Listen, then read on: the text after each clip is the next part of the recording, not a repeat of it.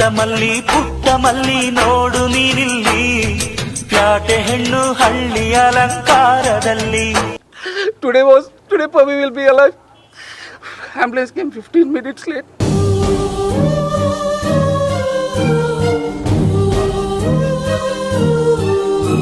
ಕೆಲವೊಂದು ಜನಗಳ ಬಾಂಧವ್ಯನ ಎಕ್ಸ್ಪ್ರೆಸ್ ಮಾಡೋದಕ್ಕೆ ಸಾಧ್ಯ ಆಗಲ್ಲ. ಪರಸ್ಪರ ಒಬ್ಬರನ್ನೊಬ್ಬರು ಬಿಟ್ಟಿರಲಾರದಷ್ಟು ಬಾಂಧವ್ಯ.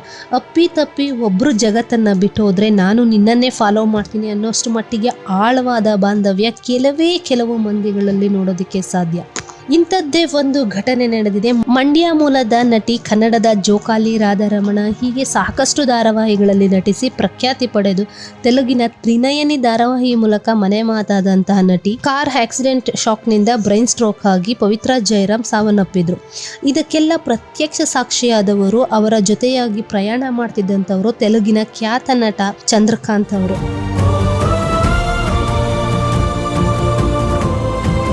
ಪವಿತ್ರ ಜಯರಾಮ್ ಅವರ ಆಪ್ತ ಗೆಳೆಯ, ಅವರ ಸಾವನ್ನ ಹರಗಿಸಿಕೊಳ್ಳಲಾಗದೆ ಕ್ಷಣಕ್ಕೂ ಒದ್ದಾಡ್ತಿದ್ದ ಚಂದ್ರಕಾಂತ್ ಸಾವನ್ನಪ್ಪಿದ್ದಾರೆ. She was into the stop and I was into the unconscious mode. Unconscious in the sense I think someone was telling it was into 12:40 to 1 between in the midnight. And ambulance, the major problem is ambulance only. Ambulance came late, around 20 minutes late. The fucking ambulance came late 20 minutes around. I thought Today Pavi will be alive. Ambulance came 15 minutes late. So I was unconscious and we went to hospital. I was unconscious. I don't know what happened. ಪವಿತ್ರ ಹುಟ್ಟುಹಬ್ಬದಂದೇ ಆತ್ಮಹತ್ಯೆ ಮಾಡಿಕೊಂಡಿದ್ದಾರೆ. ಗೆಳತಿಯ ನೆನಪಲ್ಲೇ ಇಂಥ ನಿರ್ಧಾರ ತೆಗೆದುಕೊಂಡ್ರ ಚಂದ್ರಕಾಂತ್ ಅವರು.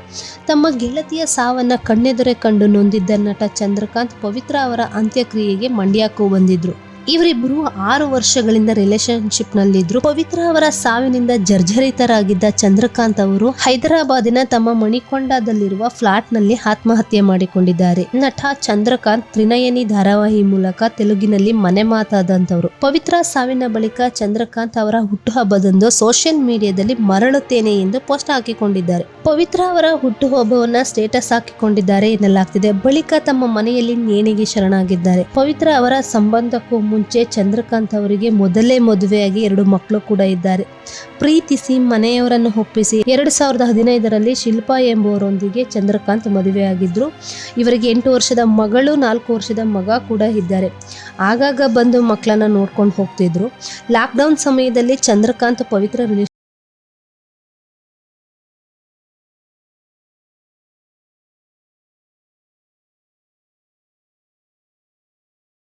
ದೌರ್ಜನ್ಯ ಮಾಡ್ತಿದ್ರು, ಯಾವಾಗಲೂ ಬೈತಾ ಇದ್ರು, ಹಲ್ಲೆ ಮಾಡ್ತಿದ್ರು.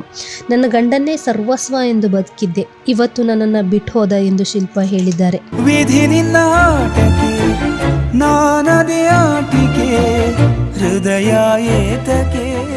ಮನೆಯಲ್ಲಿ ಕುಡಿದು ಜಗಳ ಮಾಡ್ತಿದ್ದ, ಯಾವಾಗಲೂ ಪವಿತ್ರ ಬಗ್ಗೆನೇ ಯೋಚನೆ ಮಾಡ್ತಿದ್ದ. ಇದ್ರ ಬಗ್ಗೆ ಮಹಿಳಾ ಮಂಡಳಿಗೆ ದೂರು ಸಹ ಕೊಟ್ಟಿದ್ದೆ.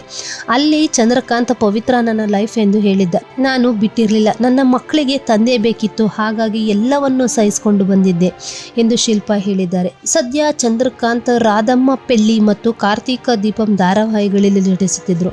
ಇದೀಗ ಚಂದ್ರಕಾಂತ್ ಆತ್ಮಹತ್ಯೆ ಅವರ ಮನೆಯವರನ್ನ ಕಣ್ಣೀರ ಕಡಲಲ್ಲಿ ತೇಲುವಂತೆ ಮಾಡಿದೆ. ಸದ್ಯ ಪೊಲೀಸರು ಚಂದ್ರಕಾಂತ್ ಆತ್ಮಹತ್ಯೆ ಬಗ್ಗೆ ತನಿಖೆ ಮಾಡ್ತಿದ್ದಾರೆ.